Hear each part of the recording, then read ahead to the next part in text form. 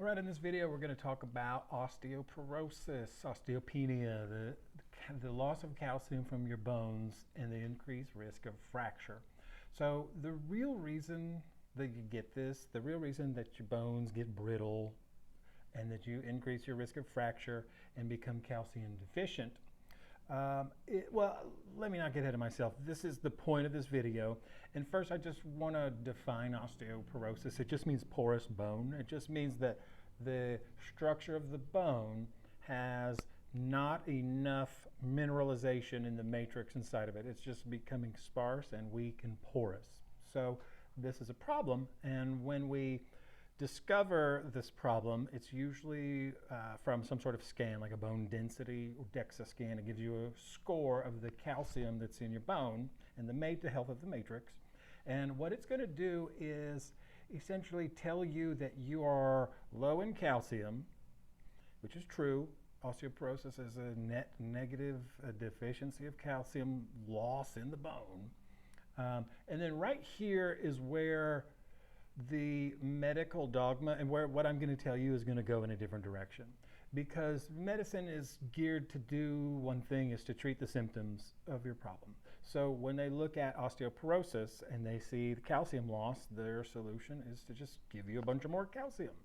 And I'm here to beg you to not do that. That is not the answer. That will be very, very detrimental for you. And I want to support why that is and talk about it here in this video. But we just need to build a basis of what is that we're talking about. So when calcium leaves the bone and we want to just put calcium back in the bone and treat the symptom, it's a lot like if somebody had a heart attack and they had a bunch of cardiac enzymes in the blood from the muscle cell dying, and then we go, oh, let's just give them a bunch more of those cardiac enzymes because that's going to make the heart regrow, right? Well, that's kind of insane, but it's the same thing that we're doing here with the calcium, the treatment and the approach of the way that we think about osteoporosis is that we're trying to add more calcium into the system. And I'm here to tell you that we are not deficient in calcium, that the migration from bone, the calcium leaving the bone, is a symptom of osteoporosis. It's not the cause of it, and so the treatment isn't to throw more calcium back into it. If you want another analogy, it's kind of like if you took an old rotten wooden fence. This represents your bones in the analogy that are just wearing down and becoming fractured and splayed and tired and splintered, and instead of repairing the wood or replacing the wood, or you just put a nice coat of white paint on it. And that's essentially what calcium is doing, because when you take a bunch of calcium supplements and then you go back 6 months later and have your DEXA scan, the bone density will show an increase of calcium and everyone will clap and say, yay, look at you, you are getting better. But all they're measuring in that is the covering, the white paint on the fence, the cosmetic effect of calcium. All that's happening is that lab result is changing. You're getting a different number on the scan, but it does not translate at all in any way to reduce risk of fracture. It doesn't, and there's plenty of research. Everything I'm saying is backed up with plenty of sources. A lot of it comes from a gentleman's book. I'm going to hold it up here. Thomas Levy, Death by Calcium. This guy's a cardiologist that wrote this book, and all of the things are cited in here too, so that's a resource that you have available if you want to go down that rabbit hole. The purpose of your bone, really, and so let's kind of talk about what the heck is going on. If it's not just losing calcium and we just need to add more calcium, then what is going on? Okay, so there are 4 main purposes for your bone, just roles that it has. It's structural support, it's organ protection, it is blood cell production, and the one that's not so famous is the mineral warehouse. It's like a storage center for your body's minerals. And so they're constantly coming in and going out, and they're doing this thing. You always think of like a bank account. If you are in a situation where all you're doing is withdrawing calcium from the bank account and you're not depositing calcium, well, over time, that you're gonna have a negative account, and this is what osteoporosis is. So I'm talking about the fourth part of this mineral storehouse, because things are coming in and coming out, and this is how bones remodel. I'm going to use the word remodel, but they're always remodeling, so it's kind of inaccurate. Your bones are not a stagnant, sturdy, permanent thing. They are a living tissue that is constantly growing. Kind of like when you're driving down the highway, you think you're going straight, but you still have to turn the wheel a little bit to this side and that side, and you got to keep coming back, and you're pretty much going straight though. This is your bones. Your bones are a little bit weak, a little bit strong. They're just doing this all the time. And when you put force on your bone, it will grow back. It'll grow stronger and bigger. Like one of the main, just in a note I have here about the bone remodeling, is about the load-bearing needs of like a pregnant woman or somebody that's obese. If you can imagine the weight and force pushing down on the bones, those bones are going to remodel, and they're going to put more deposits in to make them stronger. They're going to take all the building blocks they need to have a healthy bone matrix. There's a lot of ingredients in that. It's not just calcium. So if you want a healthy bony matrix, you can't just throw calcium in and expect the bone to grow. I'm getting ahead of myself here, but another example are kids. Their bones are tiny, and then they grow and grow and grow. Like that bone is always growing. It doesn't get to a point to where now it's big enough and it stops growing.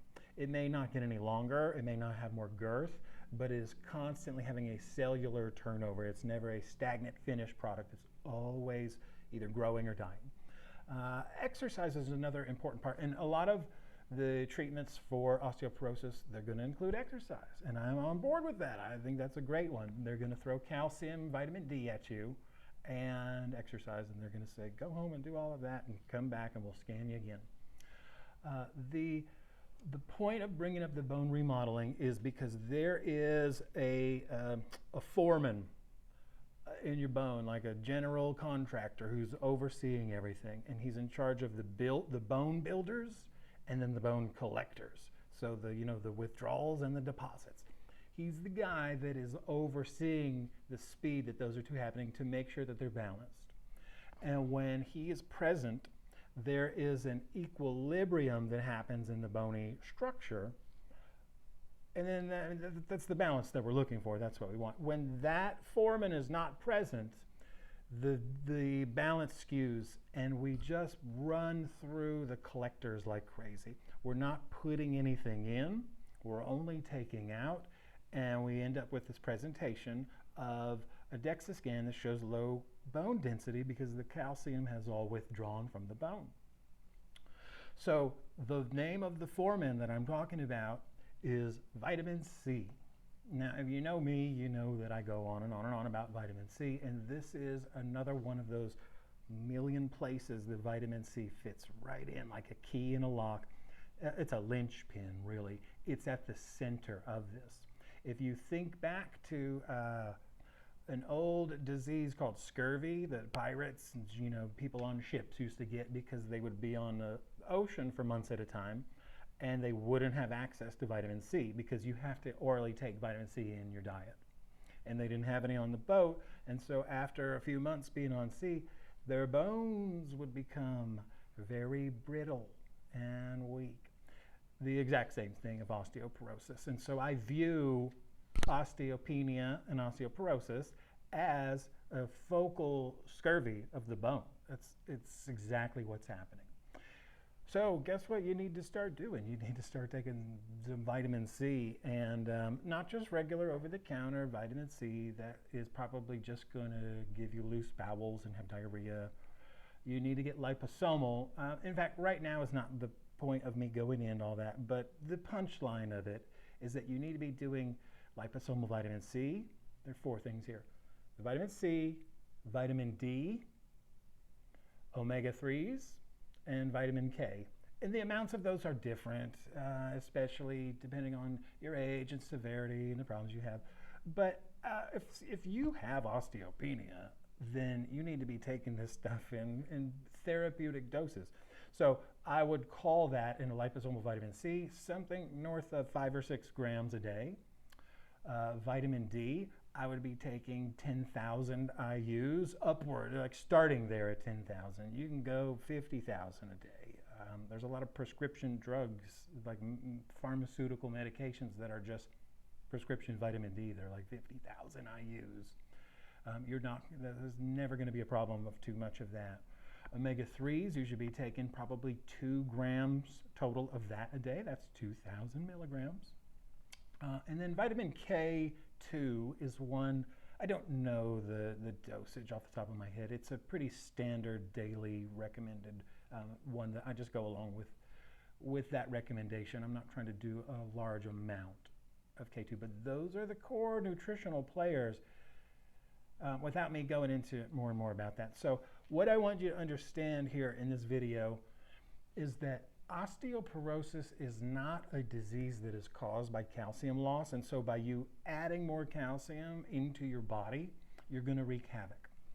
So the havoc that you wreak is really, I haven't touched on that much here, but your body so tightly regulates all of the calcium. The blood supply, or the blood itself, cannot have very much calcium in it, and so it's a tightly regulated process. So when calcium leaves the bone and goes into the blood, it's got to get out of there. If we're not using it for a purpose, we got to stick it somewhere. And so you start to shove that calcium into your soft tissues, shove it in your muscles, you shove it into your blood vessels, for darn sure. If you're already at risk for atherosclerosis, in imaging we see fatty streaks in your blood vessels where the cholesterol has started to patch up the middle tunica media layer of your vessels. The calcium is going to come and find that cholesterol and go boop, boop, and set up camp right there and become a sclerotic plaque. That is the hardening that happens. It's the calcium.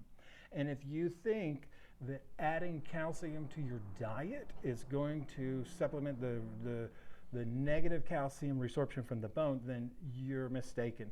And there's plenty of research to show that. You will not put that calcium in your bone. You'll stick it right in your blood vessels. You'll stick it in your heart. You'll stick it in your thyroid, all your organs, your brain. You will shove that calcium anywhere you can just to get it out of your bloodstream. And that is a detriment. Adding more calcium is not the solution here. So if you want to know more about this, reach out to me. And you just send a comments here or something. We can talk some more about what the heck you need to actually do. But before you get to that point, you got to understand this thing. You got to understand what the heck we're trying to fight. So hopefully that's helpful. And let me know how I can be more helpful to you.